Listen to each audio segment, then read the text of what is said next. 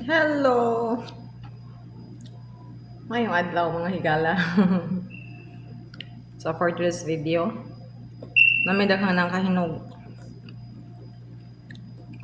So sultian ta mo unsay mga benefits ani makuha.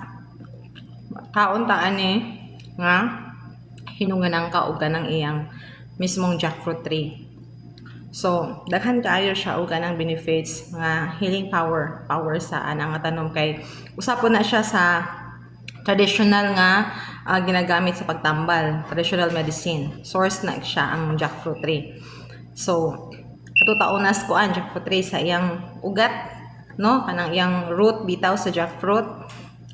Ang kaniyang ugat tambal po na siya sa kalibanga. Imura na siyang lagaon.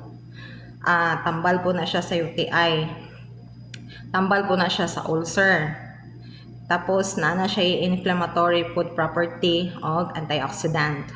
So tambal po na siya og hilanat ang dahon. Ang dahon sa kanang ka imo na siyang lagaon.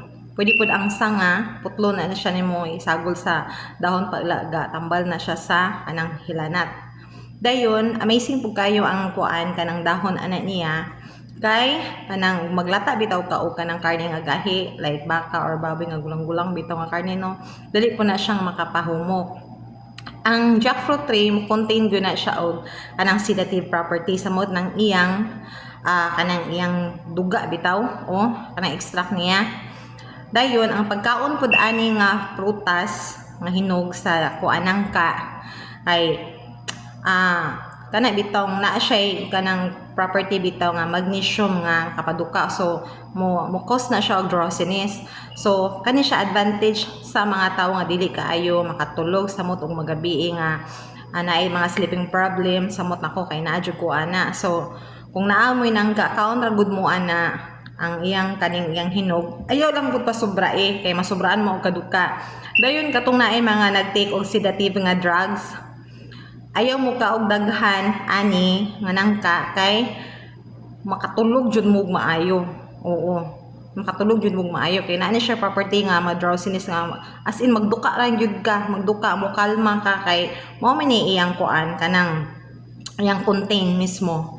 So bawal pud mo inom dayon og tubig human og kaon og nangka, no? Ayaw mo inom dayon mga after 30 minutes to 1 hour gyud na, ayaw mo inom dayon. And then ang ginadili gyud nga imno nimo, no, kanang muman kakaog nang kaayaw inom og soft drinks, pero na iban gahi magugulo kami yun ay walay effect, pero ayaw pa abuta kadi magdepende man po na sa reaction sa imong lawas. So maora to amazing benefits, healthy tips, no, para sa atong kalawasan. Daghang salamat.